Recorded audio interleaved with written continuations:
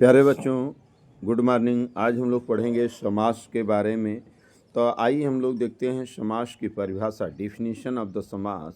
समास का तात्पर्य होता है, तो संक्षिप्तकरण में इसका शाब्दिक अर्थ होता है छोटा रूप, अर्थात जब दो या दो से अधिक शब्दों से मिलकर जो नया और छोटा शब्द बनता है उस शब्द को समास कहते हैं।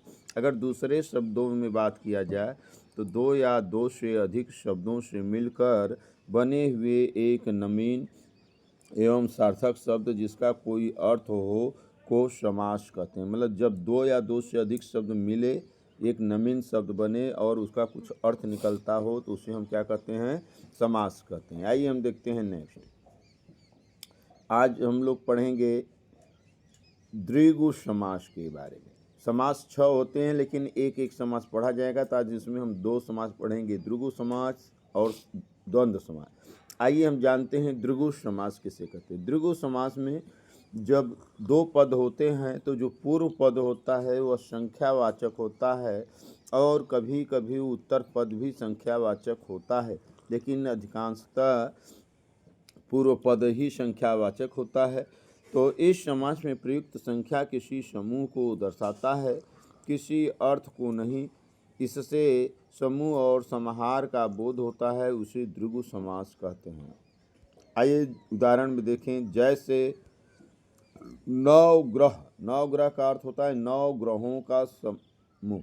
दोपहर, 2 पहरों का समाहार। त्रिवेणी, 3 वेड़ियों का समूह। पंचतंत्र, 5 तंत्रों का समूह। त्रिलोक, 3 लोकों का समाहार। शताब्दी, 100 शब्दों का समूह। सप्तऋषि, 7 ऋषियों का समूह। त्रिकोण, 3 कोणों का समाहार। आइए आगे देखते हैं।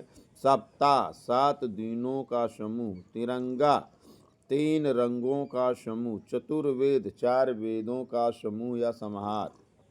इस सबको क्या कहेंगे प्यारे बच्चों? द्विगु समास, क्योंकि इसमें पहला पद संख्यावाचक है। आइए हम बात करते हैं द्वंद्व समास के बारे में। इस समास में 2 पद ही प्रधान, दोनों पद प्रधान होते हैं। इसमें किसी भी पद का गौड़ नहीं होता है। ये दोनों पद एक दूसरे पद के विलोम होते हैं, लेकिन ये हमेशा नहीं होता है। इसका विग्रह करने पर और अथवा या एवं का प्रयोग होता है, उसे द्वंद्व समास कहते हैं। द्वंद्व समास में योजक चिन्ह, डैश का चिन्ह, योजक का चिन्ह और या का बोध होता है, तो द्वंद्व समास कहलाता है। आइए इसके उदाहरण को देखें। जैसे जल वायु, जल और वायु। अपना पराया, अपना और पराया। पाप पूर्व, पाप और पुण्य। राधा कृष्ण, राधा और कृष्ण। अन्न जल, अन्न और जल।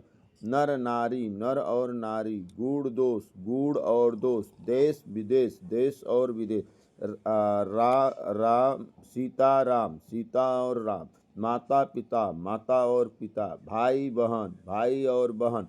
इन सब में और शब्द का लोप होता है, समासिक चिन्ह डैश होता है, तो ऐसे समास को हम द्वंद्व समास कहते हैं। जय हिंद, जय भारत।